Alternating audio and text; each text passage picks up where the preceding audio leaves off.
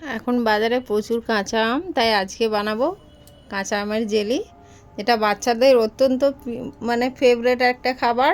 Jam দিয়ে পাউরুটি বলুন বা রুটি বলুন, যেটাতে দিয়ে খাবে এটা খুব টেস্টি হয়। এবার এখানে আমি নিয়ে নিয়েছি 500 গ্রাম আম, 3টে হয়েছে। ওটাকে ভালো করে ধুয়ে কেটে নিয়েছি। আর গ্যাসের উপরে একটা কড়াই বসিয়ে দিয়েছি, গ্যাসটা অন করে দিয়েছি। এবারে দিয়ে দেবো কাঁচা আমের টুকরোগুলো কাটা,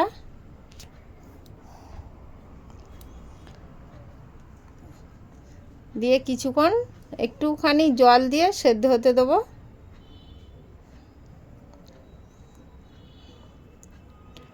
আর আমার ভিডিওটা যদি ভালো লেগে থাকে লাইক কমেন্ট শেয়ার করবেন। ফেসবুক থেকে দেখলে আমার পেজটি ফলো করবেন, আর ইউটিউব থেকে দেখলে আমার চ্যানেলটি সাবস্ক্রাইব করতে ভুলবেন না। দেখুন বন্ধুরা, আমগুলো প্রায় গলে গেছে একদম। এবার এর মধ্যে দিয়ে দেবো 1 কাপ চিনি। 1 কাপ চিনি দিয়ে দেবো, আর একটুখানি সামান্য ফ্রুট কালার দেবো, তো কালারটা চেঞ্জ হয়ে যাবে। যেহেতু কাঁচা আমের জেলি, ওই জন্য সবুজ সবুজ একটা ভাব হবে। দিয়ে কিছুক্ষণ জাল করে নিতে হবে।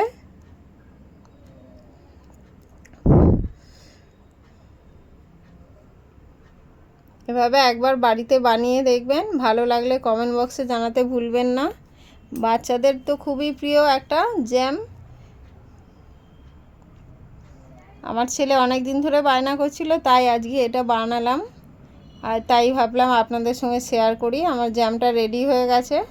একটা কাঁচের বলে নামিয়ে দেখাচ্ছি, দেখুন কত সুন্দর একটা কালার।